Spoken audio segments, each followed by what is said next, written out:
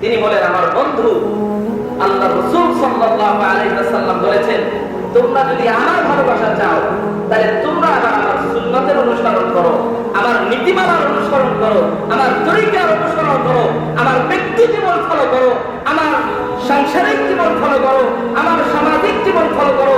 আমি রাষ্ট্রনায়ক কিভাবে ছিলাম তোমরা ওইভাবে রাষ্ট্রনায়ক হও। আমি আমার ব্যক্তি জীবন কিভাবে পরিচালনা করেছি তোমার ব্যক্তি জীবন ওইভাবে পরিচালনা করার চেষ্টা করো। আমি যেভাবে রাষ্ট্র পরিচালনা করেছি তোমরা রাষ্ট্র ওইভাবে পরিচালনা করার চেষ্টা করো।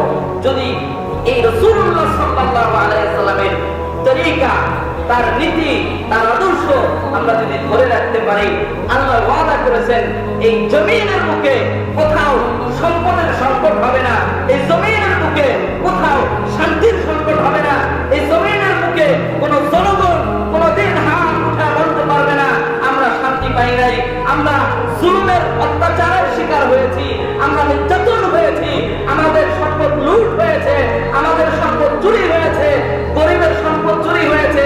রাসূলুল্লাহর আদর্শ দিয়ে যারা নেতৃত্ব দিবে, রাসূলুল্লাহর আদর্শ দিয়ে যারা ব্যক্তি জীবন রাষ্ট্র জীবন পরিচালনা করবে, তাদের এই নীতির কারণে পৃথিবীর সমস্ত মানুষ এক বাক্যে বলতে বাধ্য হবে, এই নীতির চাইতে কোনো ভালো নীতি পৃথিবীর বুকে আর হতে পারে না।